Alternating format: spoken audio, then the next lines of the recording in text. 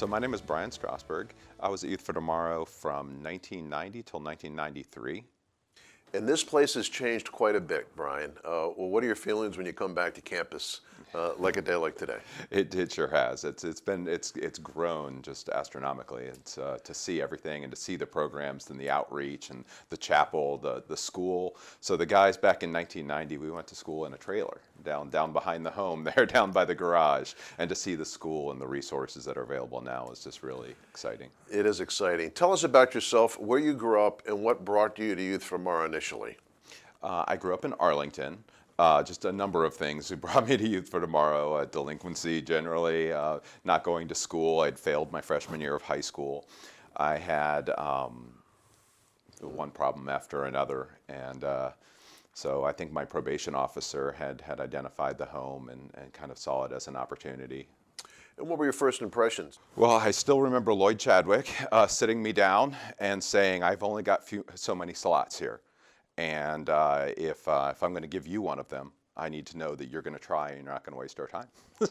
And I'll never forget the conversation. I was 14 years old, and I said I will.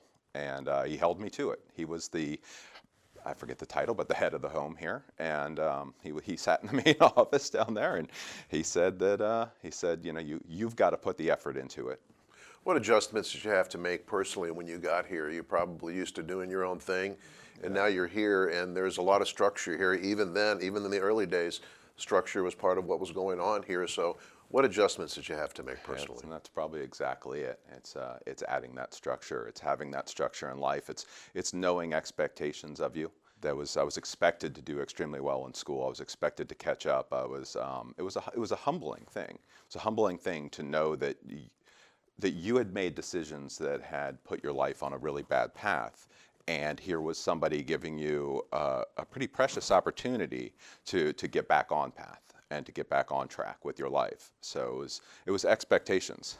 And I have to laugh about structure because I probably still remember that structure. You know, wake up at 6, you go for that morning run till 6:15, and you had till 6:45 if you were not on meal prep and then if you were on meal prep, you had to go down and make breakfast. And Oh, wow. Yeah. So this location now, along with the satellite offices that have grown, serve thousands of people. You guys were a very small group. Tell us about the group and how you had to get along. Had you ever been in a situation like that before? Well, certainly not. I was only 14, right? But so there were 30 of us. I remember the details. There were 30 of us. There were 10 in each wing of the home down there, and there was a house parent on each end. The house parent, our house parents were Chip and Linda Dull, who were just incredibly compassionate, and they were pseudo parents to us. And between Chip and Linda Dull and Phyllis down at the cook, it was a very loving environment, and again, a lot of structure, a lot of the expectations to do well in school. But it was a team. The 10 of us were like a family. We had a weekly outing where we could go bowling together and things like that. But they treated the 3 groups of 10 kids as family. When it was time for you to leave Youth for Tomorrow, had you realized at that point what it meant to you, and what were some of the next steps along the way in your life? Well, when I went to leave, it was an interesting time. So there was a program that we had just started, almost for a few of us. Brandon and Aaron and I, in particular, we had the opportunity, and we all had challenging situations with limited options as to where we go when we got out of here. So Chip and Linda and Don Lewis and I think probably Lloyd Chadwick was involved, and they gave us the opportunity to live out of a section of the home, but actually go to a public high school and actually work jobs and pay a very small rent, but pay rent, and play high school sports. That was a big one because as many opportunities as the home had, high school sports wasn't one of them. So Brandon had the opportunity for football. I had the opportunity to wrestle, and Aaron and all 3 of us had the opportunity for football. And so it was a transition. And so I worked at the local shop as a mechanic, and which helped me pay for college later.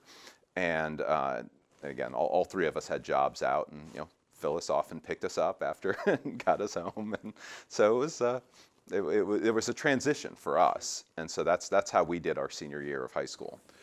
Why don't you catch us up a little bit now before we talk a little bit more about YFT? Where'd you go to college, and what is your current job status? Well, so I was determined when I got out of here. I was not to squander. So I went to college. I went to George Mason, majored in electrical engineering, and then I went on to get my master's in electrical and engineering and physics there.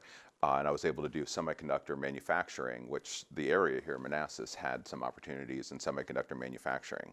So I was part of a team that worked on the processors, the computer processors that went into a number of space missions, like the Mars Pathfinder and the Deep Impact mission and things like that. My graduate degrees were in how to put computers in space.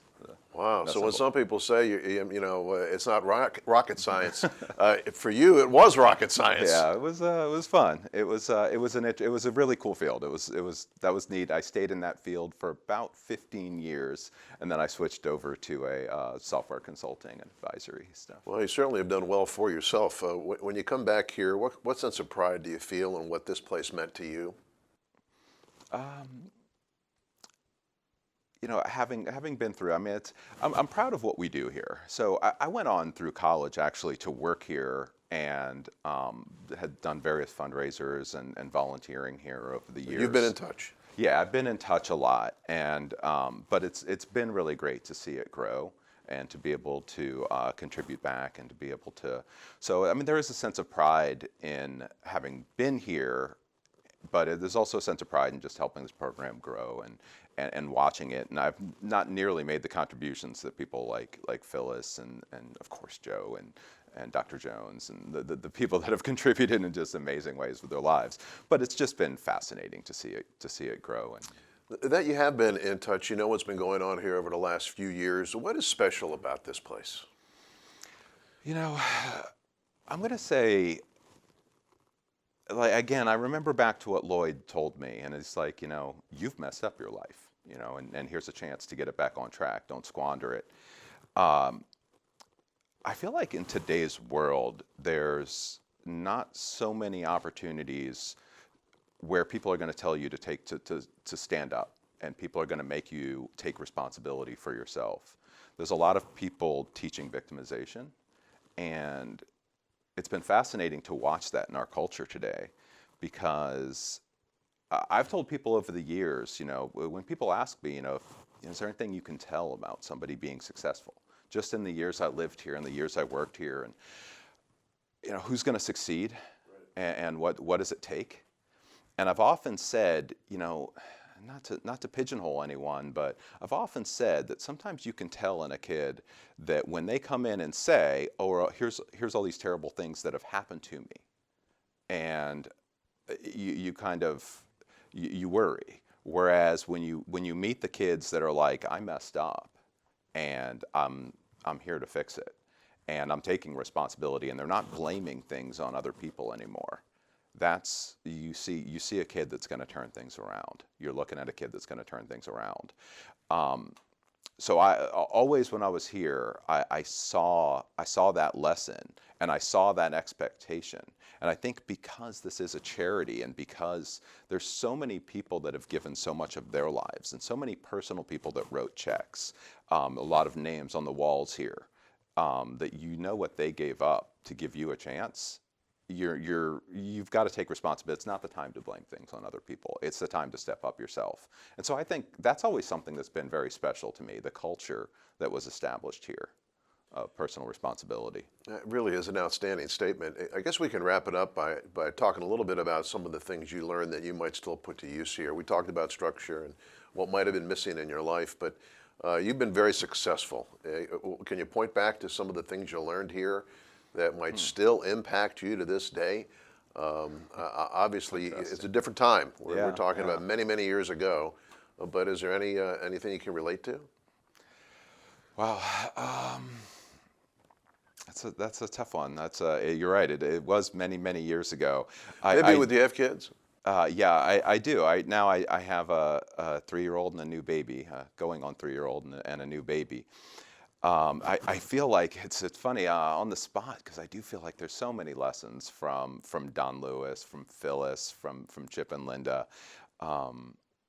that I do feel like I'm constantly applying those things. I mean, taking responsibility is definitely a huge one.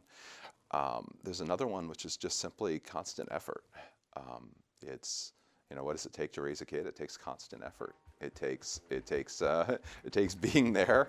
It takes, I remember Don Lewis telling me, that sometimes with the guys, it's, so many of these guys grew up without fathers, that it's important for us just to be there and just to be consistent.